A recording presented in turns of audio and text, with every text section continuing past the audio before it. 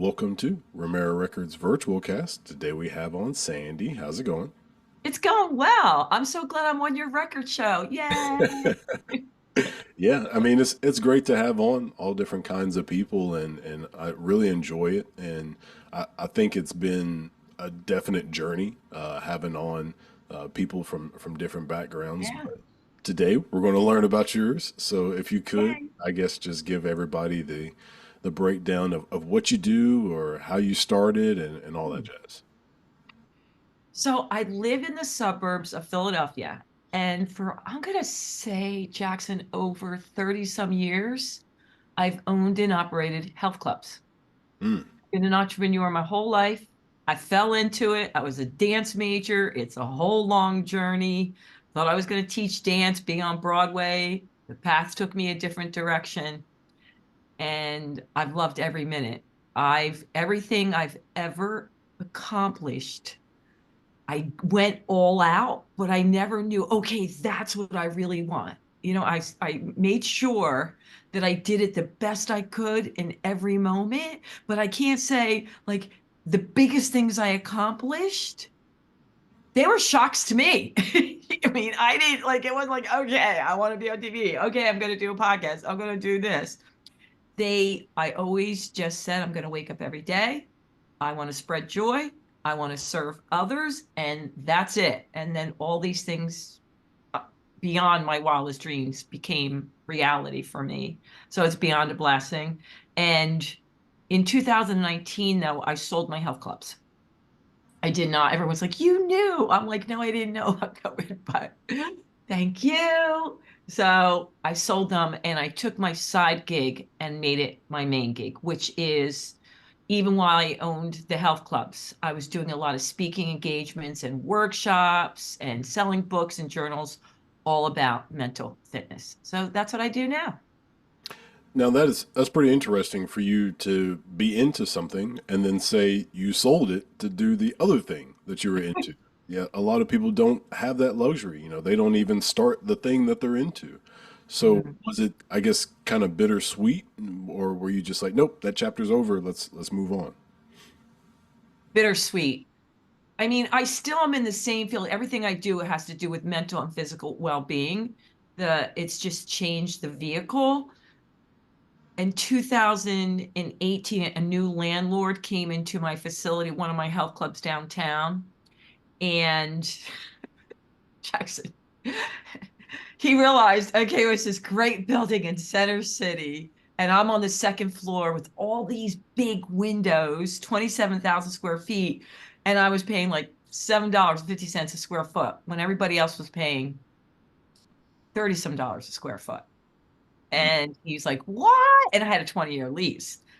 Well, the old landlord thought I was an amenity to the building. And so he just cut his big breaks. And I had about, let's say, I was a 20-year lease. I probably had about 3.5 more years of my lease, but this guy was making it miserable for me to be there. I mean, he was saying noise violation, hassling the members, the staff, whatever. It wasn't pretty. Well, I wasn't going to go anywhere. I thought, I got a lot of members that are lawyers. I mean, I could go this battle. But then I realized I'm ready to do things outside of Philadelphia more. Like I knew that I wanted to travel more and be able to get up, and be more mobile with the other things I was doing because I was already doing speaking gigs and writing books and journals. And when he realized I wasn't going to go anywhere after a year, he then offered to buy us out. Mm. And then I kept waiting even more. And then I keep waiting. And then when the price was right, I was like, okay. And that's why I sold. Looking back, it was such a gift. I mean, we would have been crushed because where we were in downtown Philadelphia, right in the heart of it, 90% almost of our business were people that were at work. And when COVID hit, we would have been destroyed. We're not a big chain. We couldn't have carried. So it was such a blessing. And then also I had another business and my business partner was like, oh my gosh, she's going to be now so involved in this business now that we sold the health clubs. And I thought, that wouldn't be fair to him. So I sold that too. And I took a year off. to figure things out and travel and all that. But it was bittersweet because imagine every day you go in and there's thousands of people, it's like, hey, Sandy, hey, Sandy, hey, Sandy, and lots of staff. And then all of a sudden that's not there. Mm. It's a void. But on the other hand, it forced me to do the other things that maybe I was, a little bit chicken, a little bok about, not playing it as big as I wanted to for what else I want to do with my next chapter. So I was like, okay, well, I guess I'm going to give this a go now. Yeah, I mean that what you were just talking about, that void is it's a strange thing, like especially for younger people, because I think young people really value, well, not value, but they yearn for communication and being around others and just hanging out with more people because they say young people have like FOMO, fear of missing out. Yeah, yeah. And so A if lot you of people do. yeah, if you had that consistently and you said like every day, like and you're in the club and everybody's saying, hey, and you just get that instant affection from people all the Yeah, time. If you just get that stripped from you, it's kind of a strange feeling. it was. It was. And, I also not only did I own the club, but also I was one of the teachers. So I wasn't just behind the scenes. I got to interact with the members and teach all these classes, and I loved every minute of it. And now, not that I don't work out at gyms, but I have to tell you, it still creeps me out to walk into somebody else's gyms because I've owned my own gym since 1993. Mm. 1993 was my first gym. And then I go in I'm like, I would do it this way. No, I would tell the trainers, I'm like, Sandy, zone out, man, zone out. It's not your story to tell. Let them do their thing. Mm. It's hard. It's really hard. Yeah, you kind of have to turn it off every once in a while. I'm like, work out at home or outside, leave it alone. I do think that gyms should value, that kind of knowledge and wisdom that Yeah. Yeah. some of their customers probably have. Like I've worked out at a gym before that I was like, why don't they have this kind of stuff? And so I made suggestions to them. They Oh, didn't take my advice, but so okay. so do you know what a bar jack is by any chance? A bar jack? Yeah, so like deadlifts when Yeah, you yeah, yeah. have like rubber plates or whatever kind of placing Mhm. metal plates, it doesn't matter. And if that's on the ground and then you have to like pick up each side to like take the weights off, everybody dreads Yeah, doing that, especially if you do a lot of weight on deadlifts. But yeah. there's a thing called a bar jack and it can stand up probably like 4 feet high or so. But you place it under the bar and then it works like a jack and like a lever. And when you I pull know exactly what you're talking about. Yeah, yeah, yeah. And so that's what I suggested to that gym. I was like, y'all should get a bar jack because I was in the military and this was like our gym military, our military gym. Oh, And so I was like, there's some strong people here. We're probably going to need a bar jack in here. And plus, it helps with, yeah, everybody yeah. physically and all that kind of stuff. I was just trying to make a reason for them to get it. And they're like, oh, okay, just write on the sheet of paper, right where we could find it and all that stuff, survey. They never got it. But it was something that I've thought about Yeah. that with any other gym. I was like, gyms should take people's advice because that's going to make people want to be there Yeah, and make people happy to be there when they know they're being listened to by yeah. the gym Absolutely, they're absolutely. paying money Some to. do. Some do. We always listened to our members and took suggestions, and they had a lot of good things. Sometimes when you're too close to it, you don't see it. You Mm. know, I Yeah. learned a lot from my members, a lot. Well, is there anything that you did specifically that you found now that you haven't, been at your own gym that you found that other gyms don't do that you're like, oh, well, I did this and people loved it, but other people don't do this. I don't know if they don't do it now. I think uh, I was always wanting to do stuff differently than everybody else and wanted to be the first, like take a risk, do something that people thought was crazy. So I was like one of the first people in the area to have spin classes because I flew out to California I thought this was cool. And they all thought I was cuckoo for Cocoa Puffs. And then, spin took off. I Mm, was one of the first to bring in kettlebells to the club. Loved them. love Got trained kettlebells. in it. I mean, just thought they were, my partner's like, oh my God, Sandy, you know how much these things are going to cost to ship? Which is true. It's not an easy thing.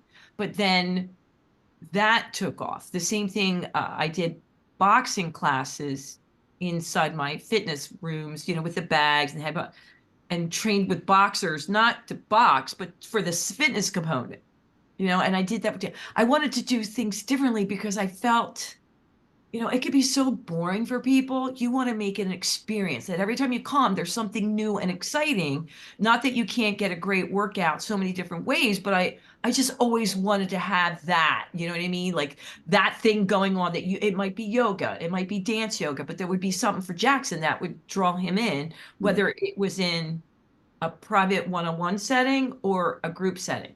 But I think the thing that really separated out, and I've written a lot of books and journals, and I speak about this, we really emphasized the mindset, the mental fitness component, the importance of not wanting people just to join and not show up. I really want, which everyone hears they come, they join in January, which is true. 3 weeks later, you never see most of them. 6 weeks, they're gone. I didn't want that. I really wanted the retention. I wanted people, to love being there and feel the camaraderie and their group of people they saw all the time.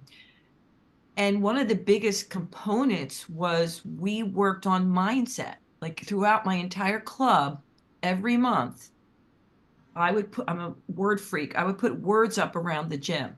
And that would be the word to, whether it was power, fun. It didn't matter. It was something that courage, confidence, and it was a word for the members to reflect on or the instructor to reflect on in the class. Like, what are we going to do to make this more fun, more powerful? How could you feel more confident? And I knew, Jackson, that was the secret for my success with, I did a lot of one-on-one clients too, is I got into their heads to find out what really motivated them, what was really blocking them, why they weren't getting results, because there's a million programs that'll work. mm, There's a million nutrition programs that'll work. There's a lot of great stuff out there. But you got to get to the underlying reason of why they're doing what they're doing first. Why will they stick with it? How much time they're really going to do and they enjoy it. And if you do that, you're going to get results that last a long, long time. absolutely. Like having some sort of connection, like having some sort of relationship with the people or whatever you're doing. That's a key, and you can see it with how people treat you afterward. If Yeah. later on after you sold your business or whatever you've done, you don't have anything to do with it. People will interact with you the way Yes. that they thought that they got left, and if they were happy about it, they still want to say hi, they still want to talk, and they still want to communicate with you. So it's a big deal, and I think that you definitely had some of that stuff in mind with how much thought and input you had Yep. into your own facility. Yeah. And people can tell when you're genuine. I mean, they just can. Most people can tell.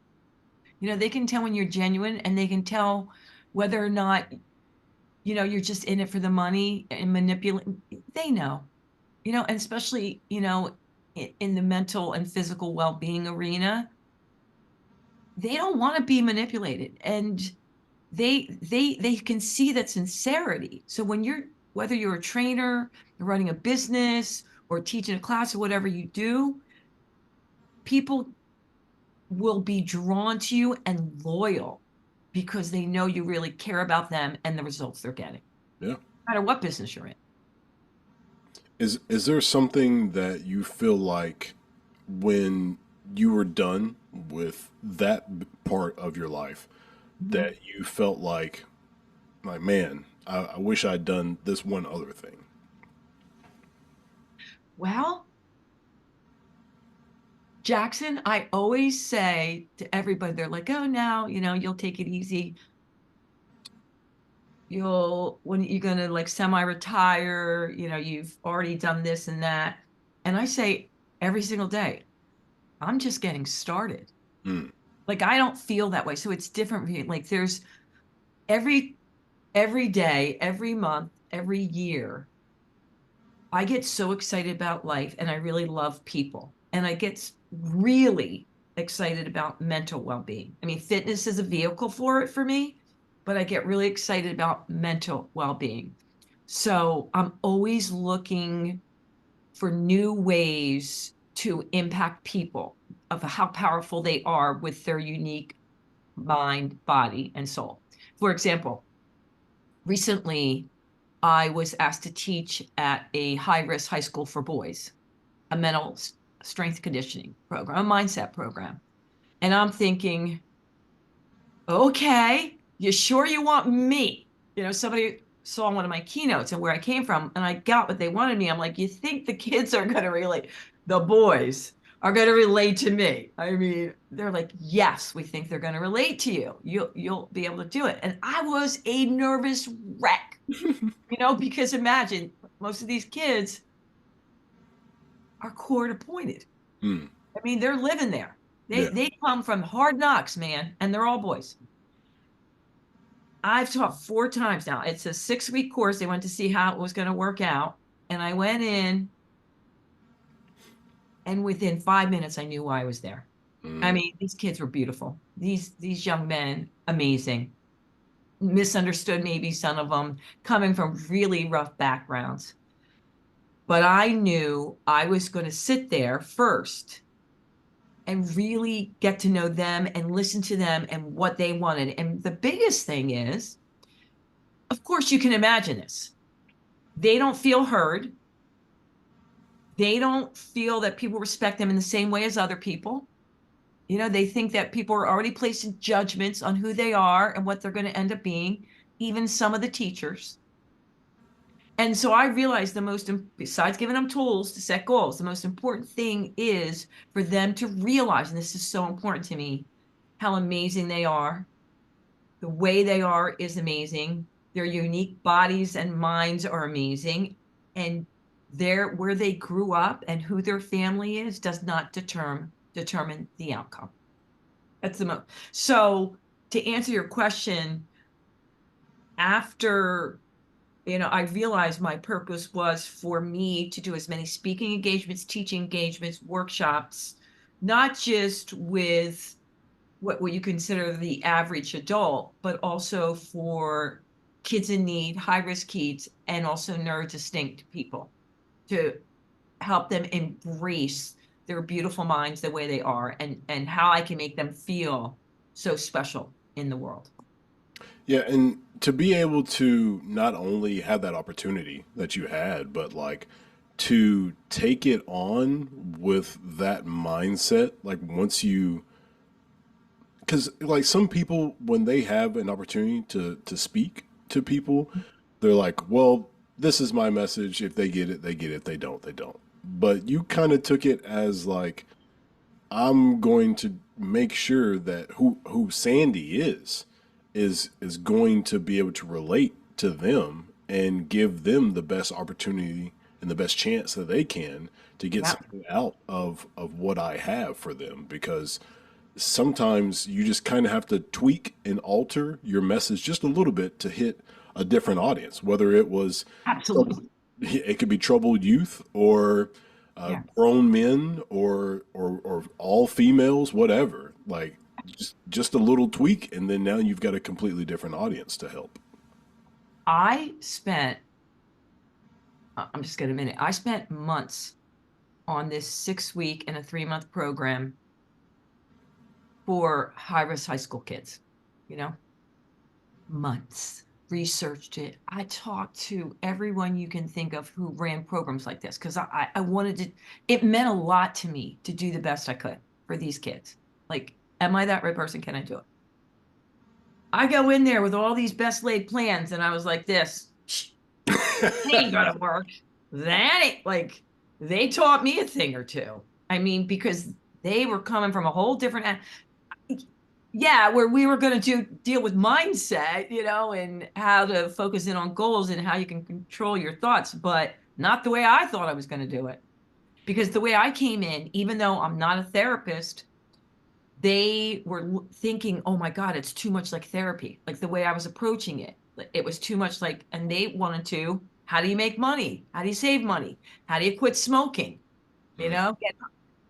And I had to go, all right. And I went back and I had to now dig deeper on who were their role models. Who did they look up to? And then look up how did they get out of the situations they were in? And I had to start, I mean, not over again, but it really, and I think that's so important. mm, You have an outline, it's an outline. But as far as teachers or leaders, you got to meet them where they are, yeah. not where you want them to go. You got to meet them where they are. And I think why I was so nervous about it is because, and this is why somebody hired me. They heard me do one of my speaking engagements somewhere. And in it for the first time, and we're talking the first time in the last year, I never told my story. Everyone just seemed, Jackson, that Sandy grew up with great parents. She great home. She must have had money. I mean, because I've done really well in the healthcare business and I'm pretty upbeat and joyful and happy. They just assumed it. I never said anything. But I realized that if I really wanted to make the impact, I had to be a little bit vulnerable where I came to make a difference. So there was a little story about how I grew up in the projects, but my mom spent most of her life in mental institutions. Mm, I told the story of how I would go in and tap dance to cheer him up. And I mm, realized, like, oh my God, look how happy I can make these human beings and give them hope in 1 minute by just throwing on my tap shoes. Plus, it cheered me up. And I realized at that moment, I was 9 years old when I started doing that, Jackson, that that's what I wanted to do for like, that's it. I just want to spread joy and give people hope. But where I grew up, people weren't thinking that. These mm, well-meaning people, they really were like, yeah, be happy to graduate high school. Be the first in your group to graduate high school. You know, looking for me to turn out like my mom. Like, when is she gonna and I couldn't wait. Finally, I did get a scholarship to dance. But I didn't have that support system. My dance teacher believed in me. Most people, even the well-meaning people, were like, you're shooting too high. So it really mattered that I can help these kids. I want them to have that, that hope, that support. And so I had, for the first time, tell a little bit about my story, which I wasn't really comfortable doing, but I realized it did help them. I do think that sharing your not so much negative situations, but at least just relatable Yeah. situations Yeah. that you've been through, adversity, there we go, some adversity that you Yeah. have been through, it makes people feel more comfortable around you because you've removed that barrier of I'm better than you. You've created a more like, oh, we're the same. And so people usually relate to people who are the same. I was talking to somebody about how like if you walk into a room that you don't really know anybody in there, you're probably going to gravitate to somebody who looks like you or dresses like you That's because true. because that's somebody who you feel like, oh, they probably have similar interest that I do. So I'm going to gravitate. Like if you're a black male, you're probably going to gravitate to the other black males in the room. Or if you're a female with blonde hair or red hair, you're probably going to gravitate to somebody who looks like you because you feel like you can build a relationship with them because they probably have the same problems or the same issues that you do, and that's something that it's relatable. So it's that like that kind of psyche of let me be around somebody else who can help me get through whatever I'm going through. It's like a human nature, it's a human reaction to Yeah. it. Yeah. Yeah. And I know what I walk in, I'm like, this older white woman, like, what does she have? I'm like, don't you want a male boxer in here? Like, you know what I mean? Someone that. But what, to your point, I start telling the stories of how in Philly, I went in with Frazier and I took boxing lessons because I wanted to learn how to teach. And then they're like, oh, and I said, and I worked with Dr. J. And they're like, Dr. J. So I had a common ground, I'm like, yes, I do know Dr. J. So, and I normally wouldn't say that stuff, but they right away, now they're like, wait a minute. They go, you can box? I go, I can box. So, oh, this is funny. They're like, you can't box. I go, I can box. So I stood up and go, and they go, okay, we're gonna call out. And so they start calling out. So I'm like, they're like, oh snap, she can box. Like I was doing it, but they were doing uppercut, roundhouse. Like I'm like, I can box, I can box. And all of a sudden, that barrier went. We had something in common. Even before I told my story, it was relatable to them. They were excited about that. And now they were more willing to listen to what I had to say. I never thought the first day I'd be, on in the middle of the classroom, Throwing amateur uppercuts. boxing too. Because they don't expect it from me. You know what I mean? They're like, I go, and I teach hip hop. Like you can do hip hop. I'm like, put on your song. I'll do hip hop for you. And they're like, she's saying, don't judge a book by her cover. I said, no, I'm not saying that. I'm just saying we have a lot more in common than you think. Yeah, and those small gestures of I can box. Yeah, I know hip hop. Like those things sometimes if you went into that situation just trying to, relay whatever message that you're like, oh, I don't need to focus on, me boxing or me knowing hip hop, like Yeah. then you missed out on the one thing that they would have connected with and Yeah. they wouldn't have had that feeling toward you. Their barriers would have been up and they wouldn't have So, let you in. So yeah, yeah. you did a great job of finding what it was. Who knew? And I didn't. So my whole message with them, and is with everyone too, but I had to break it down to what they needed. I asked them, I said, what do they want to accomplish? Mm, What is it they really want to accomplish? And this was a mindset course. So keep this in mind. It's a mindset course. It's not a financial course. Well, they were like, yeah, we want to learn how to make money. I go, okay. So the next time I went back there, I had to think of ways, how can I relate to them the mindset skills I want to give them? And so I had to put it together with making money. And then I don't know if you ever heard of this book. It's been around for a million years, Think and Grow Rich by Napoleon Hill. yeah, yeah. So I brought that book in. And they're like, okay, we want to think and grow rich. And I said, all right, so let's think about it. Mm, I'm not saying you don't want to take action, but where are you taking action from? And then we start going through the mindset skills. And they're not like many people, Jackson. They are so far removed from where they want to be, they just don't believe it's possible. That's number one, mm, right? Number two, they think, which I don't know, most people do, that their brain controls them. They don't believe they can control their thoughts. So if a lot of them, they're negative thoughts, horrible past, horrible things, they don't believe it's possible. They think it's circumstance, it's how you're wired, and that you cannot change over. mm. And I get it. I mean, I get it. They're like, Miss Ed, if you knew my brain, you would understand. I have to get completely stoned for it to stop. And I understand that. Hmm. So I had to meet them at, okay, that's fine. But what if there are ways that you could just slow down some of that negative chatter Yeah. and tools and techniques? But I had to first talk to them, which is what I did, about we're going to use it to make money. And that this whole book in I realized this. Napoleon Hill wrote this book in freaking 1935. 1935. He was Jackson, he was so ahead of his game about mindset. And so when I brought the book in, I go, do you know there's 15 million copies of this book?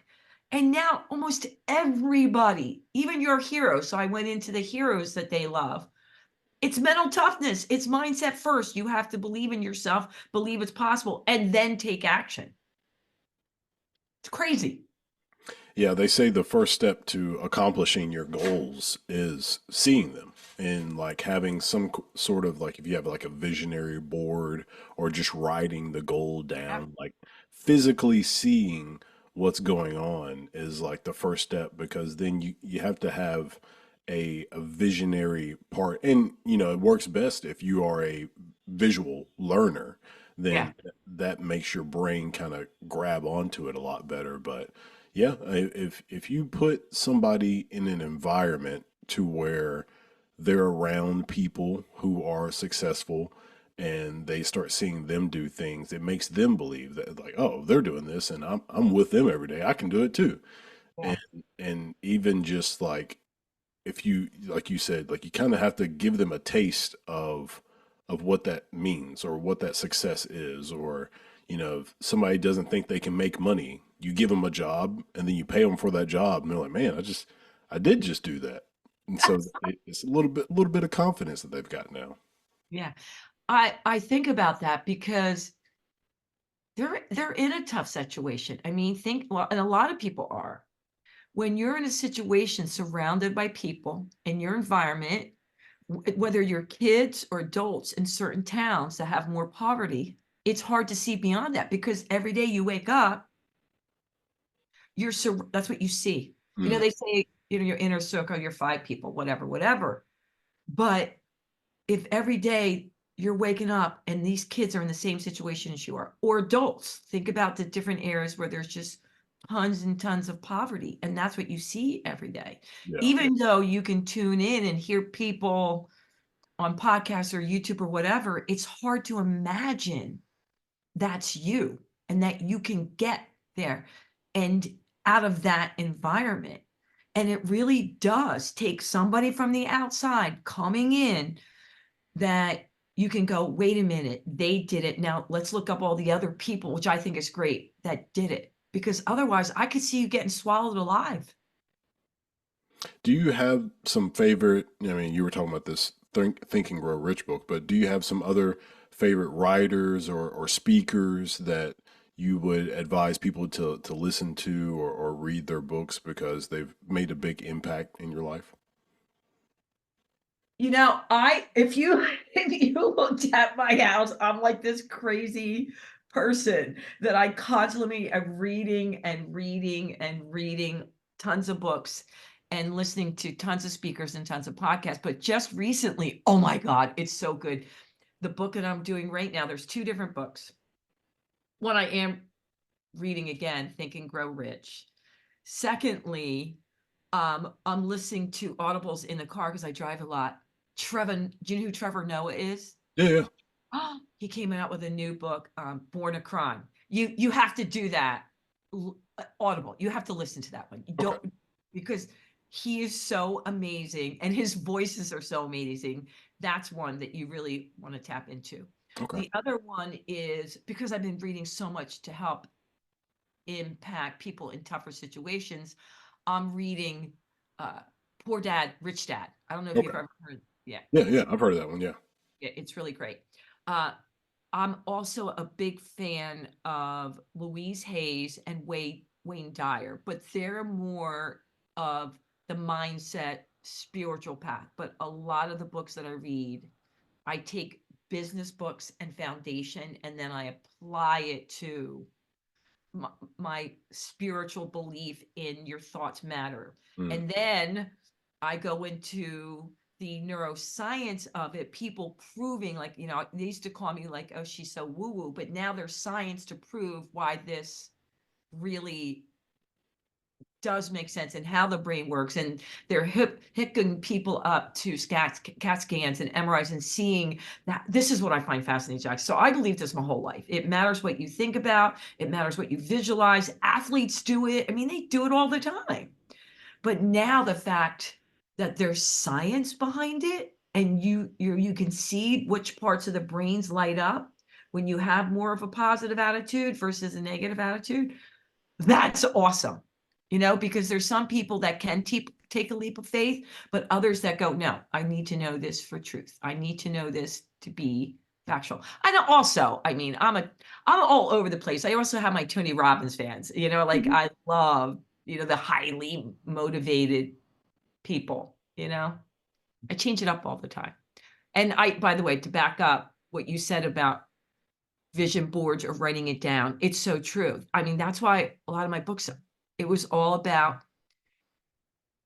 taking the time, even everything, like my tagline is, all it takes is 1 to 3 minutes a day to change your life, your body in a positive way, because it's not how much time you spend. It really isn't. It's, and that it's the little things you do every single day, every single day.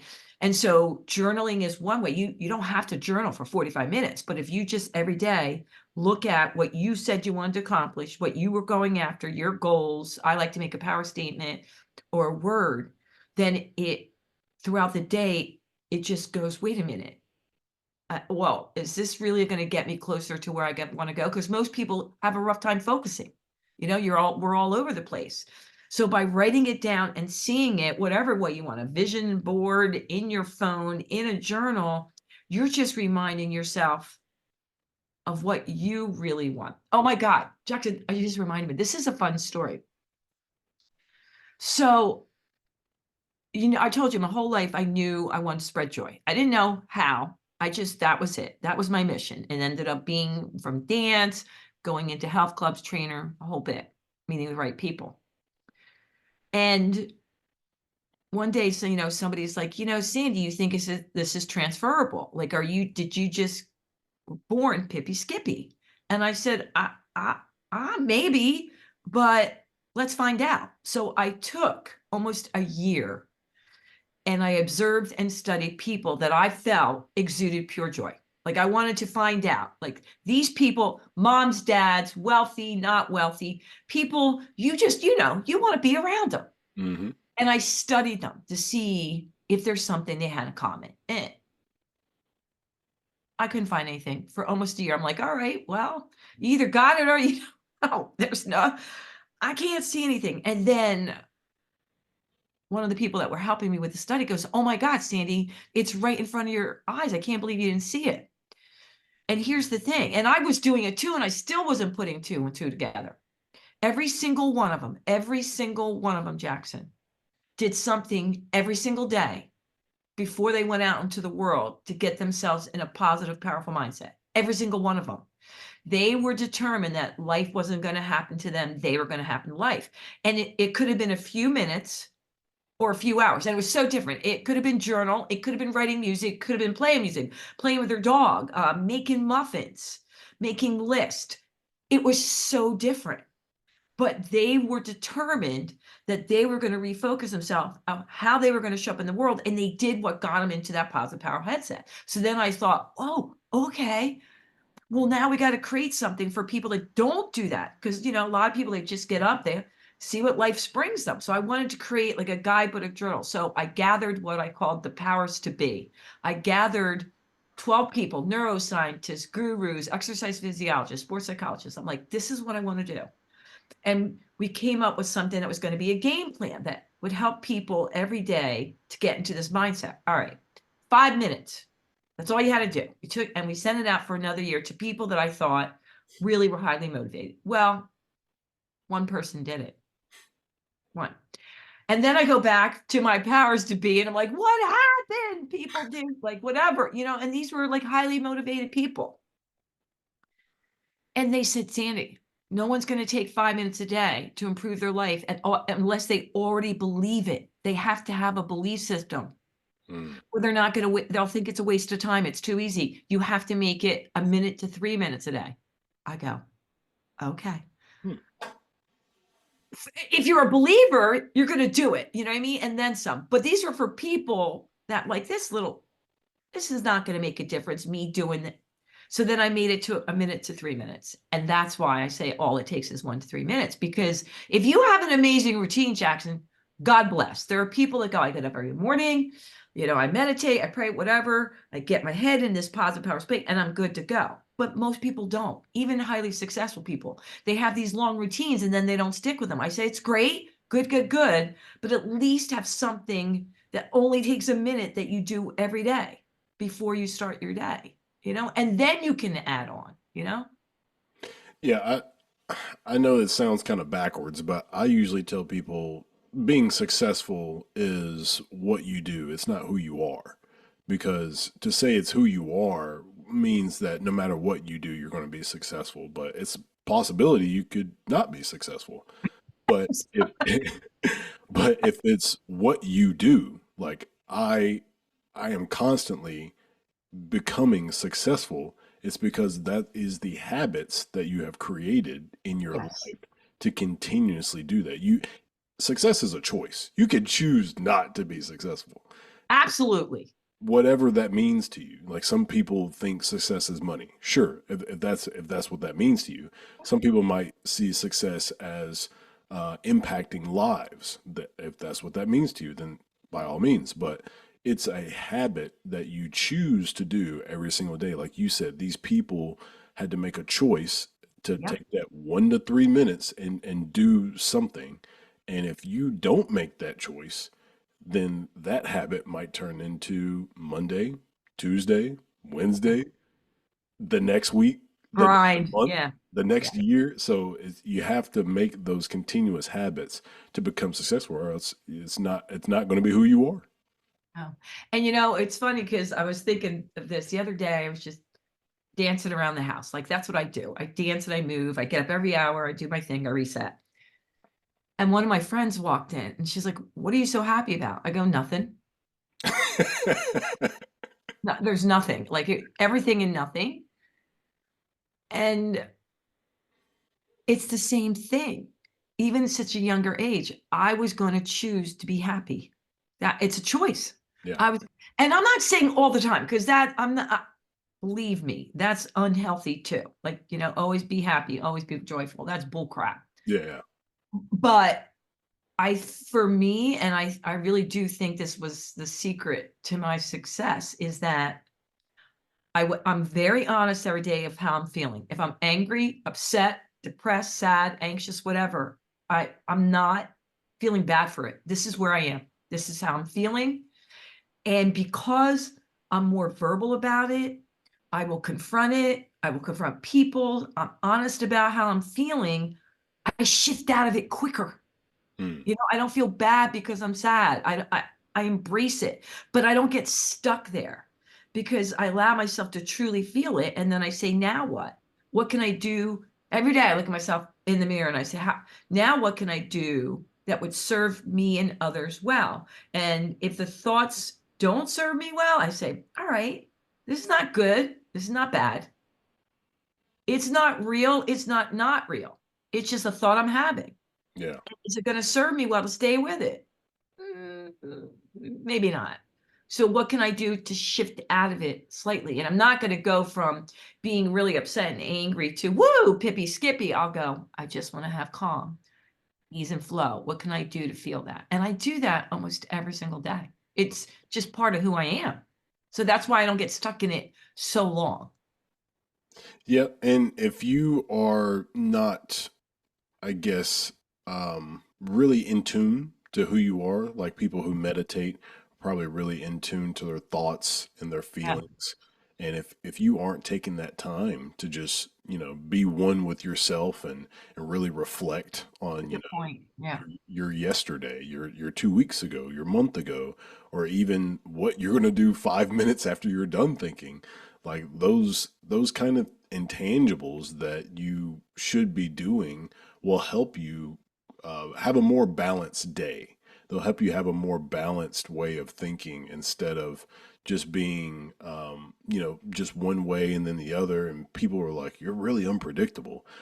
Probably because you weren't taking time to just understand yourself and understand what's going on in your life because sometimes you just need to meditate and just have time to think and have time to relax. And as you said, don't always have to be happy all the No, time. no, You no, no, might no. reflect on some things that went bad and improve upon your life.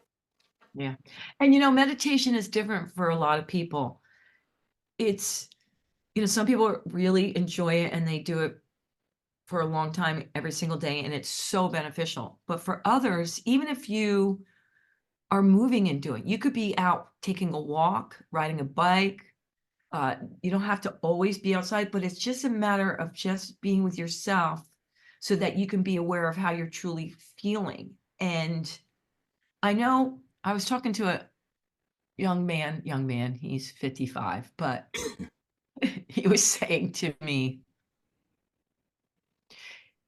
it's hard because in his generation, it would be a sign of weakness, like to admit that something upset him. Like it was like you be stoic. And maybe it's also how he's raised. Like you just don't show. And it would be a reflection upon his character.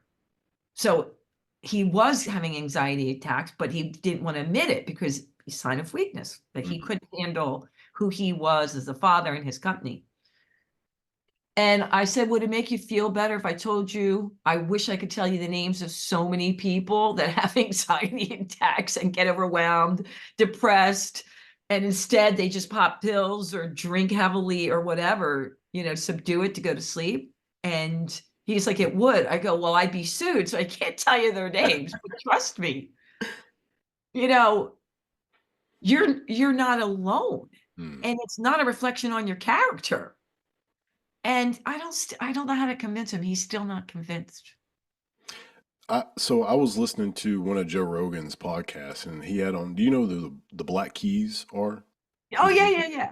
So I think he had them on, and they were talking about. I don't know if it was like everybody involved with them, but they were talking about how they get anxious before they go on stage, and it's like it's the Black Keys. It's like they get nervous, and it's like, man, that's crazy. But it's something that people, when you see somebody just killing it, they're just doing great and they're successful or whatever, and you see them doing well, there's like, nah, they've got it all together. Their life is perfect. Like, there's no way they ever have a bad day or they don't have any problems. It's like, no, they're just able to mask it, or they're just able to have their lows, and then Yeah. they just they address it. Like, if they had a bad day, they address that bad day, they have that bad day, and then they're able to move on. Like, some people, if you carry that baggage with you, then you're never going to get past it. But if you are able to address it and say, hey, yes, I am sad. Why am I sad? And then just think about it, and then you can move on. But if you just never address it, then it's Yeah. probably going to stick with you. Yeah. You know, I was very, very fortunate because I got in the in-home training business way before its time on this coast to work with some high profile athletes and stars and all that. And one of them, I'll never forget that there's a woman, everyone would know her name, but when she's on stage, that's when she's in her glory. Do you know what I mean? Like that's when she lit up and like the whole world shines when she's on stage. But when she's off stage, she's a whole different person. She's an extreme introvert, battles with different types of anxiety, and doesn't really like people. Mm, You know what I mean? But she dealt with it, she works with it, but also that's what she was meant to do. She's in her glory. The same thing with a lot of athletes I worked with. They don't have it all together, but when they're out there, they're in their zone. mm, You know what I mean? I don't know if you've seen they're going strong, but it doesn't mean they don't battle. We know that the same kind of stuff behind the scenes. yeah, yeah. The ones that I just really admire, the ones that realize it and get help for it and deal with it. Yeah, I commend anybody who is able to talk about issues that they have been through, and it helps so many other people, like athletes who can admit, like, oh, I'm nervous, like, oh, I throw up before every game, or Oh my God. Yeah, yeah, yeah. stuff like that. It's like, that's cool to know. That's cool to know that Well, you aren't that smooth, like, you all the time, like, you have issues too. Like, some people need to hear that because they that's think that everybody just has it all together, but in reality it's like yeah. they're going through it too. And that's going back to like the story you were talking about with speaking to the kids. It's like once you start telling them about something they can relate to, that Yeah. barrier just fell, and they were like, "Oh, okay, yeah, we can relate to her." Once you tell people something that they can relate to, it's like if somebody was like this really jacked, like Ronnie Coleman or something like that, Yeah. famous bodybuilder, and he's like, "Oh man, every time I go past Krispy Kreme, I gotta have a donut." Everybody else would be like, "Oh man, I'm glad Yeah, Ronnie Coleman feels that way because I." exactly. Yeah, it's being human. This is true. Just once we were allowed to speak out in public, not virtually, and I was back doing my keynotes, I had been out of it for a while. So you can imagine, like once you get out of the routine, it had been a few years since I'd been on a really big stage. So it was my first gig in Philly, and it was a while, and they were paying me well. And they're getting ready to announce me, and I can't get out of the bathroom. My stomach is a wreck. I can't. Oh, And they're like, "Where's Sandy?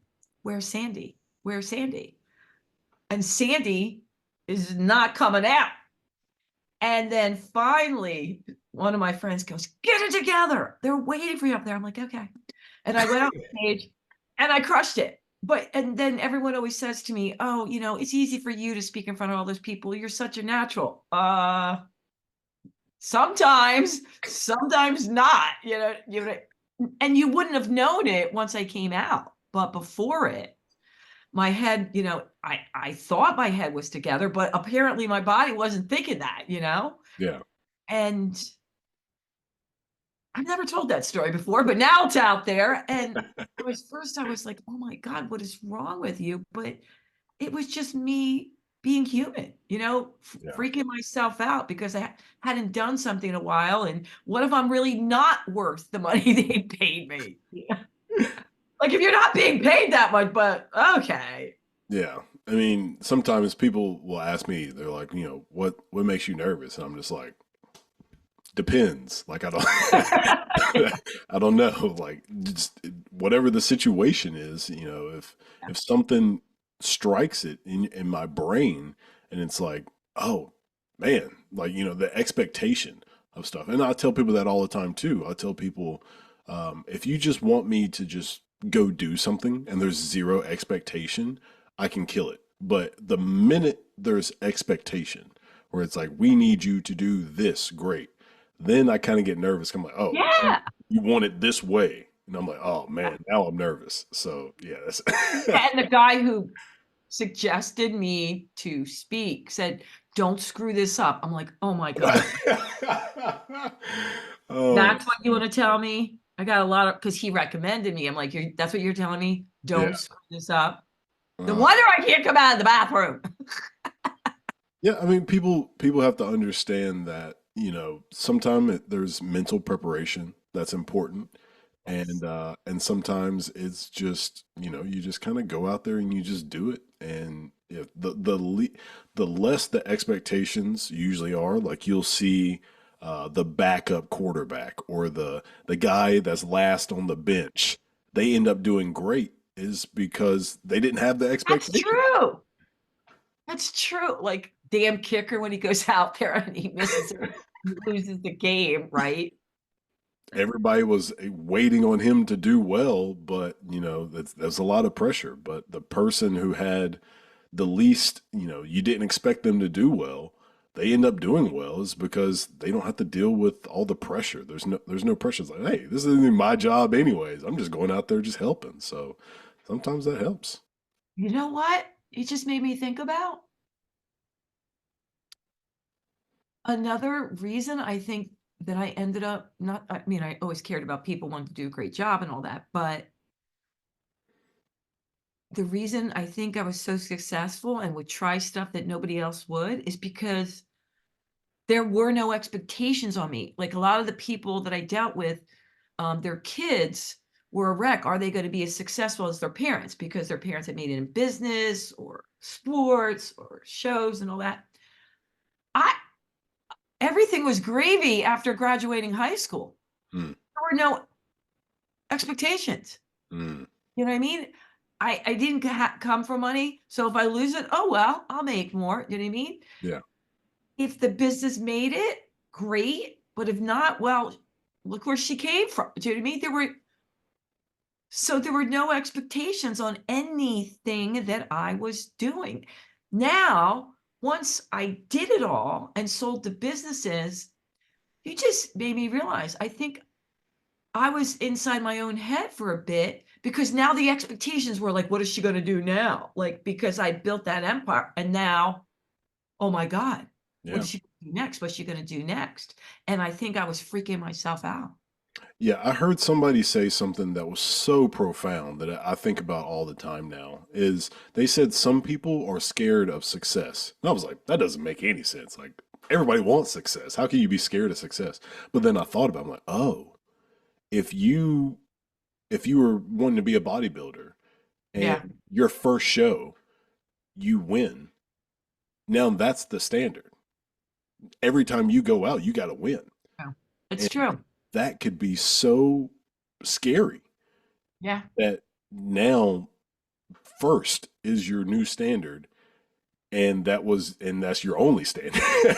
Good So point. You're right. success can be kind of scary because now you are being held to that. Now Yeah. everybody see, oh, you're a winner.